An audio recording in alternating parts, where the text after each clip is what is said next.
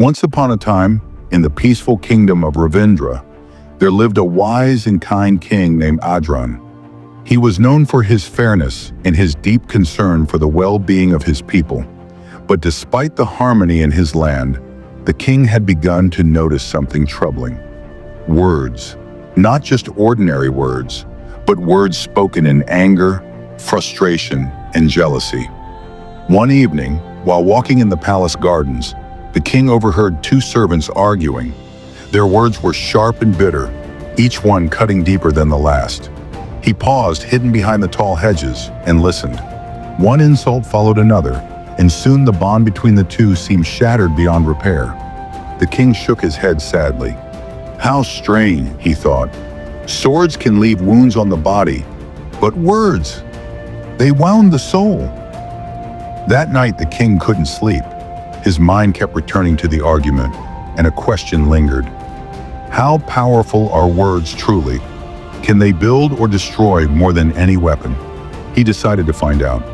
The next morning he summoned two of his most trusted ministers, Haran and Darun. Haran was known for his bold and fiery nature, while Darun was calm and reflective. They stood before the king, curious about why they had been called. I have an important task for you both, the king said, his voice serious. I want to test the power of words.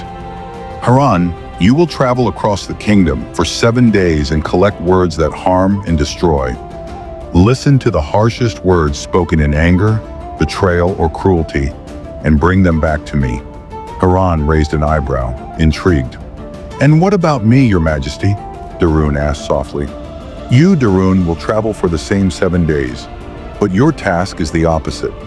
Gather words that heal and inspire, words that bring comfort, hope, and strength. Return and share with me what you find. The ministers bowed and set out on their journeys, each curious about what they might discover. Haran began his search in the bustling market square, where tempers flared easily. It didn't take long for him to find what he was looking for.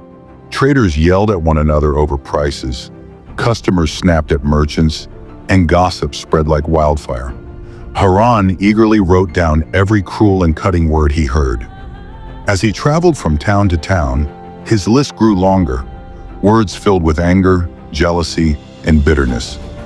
Each one seemed to leave a trail of broken hearts and shattered relationships in its wake.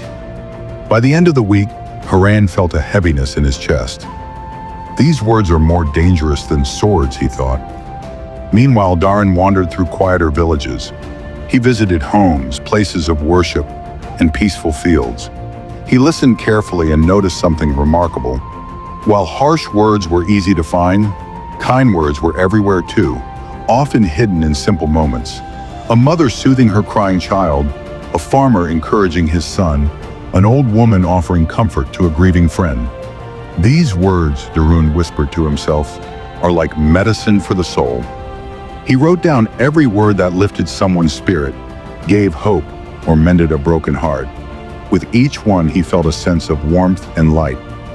On the 7th day, both ministers returned to the palace. The king welcomed them back and asked for their reports. Haran went first. Your Majesty, he said, unrolling his long list, I have gathered words sharper than any sword. These words were everywhere, filled with hatred, betrayal, and anger. They left deep scars on those who heard them. He read some examples aloud, and the room grew heavy with the weight of those words. Ministers shifted uneasily in their seats, feeling the sting of every cruel sentence. Then Darun stepped forward. His eyes were calm and he spoke with a quiet confidence. My king, I have found words that are like gentle rain after a long drought.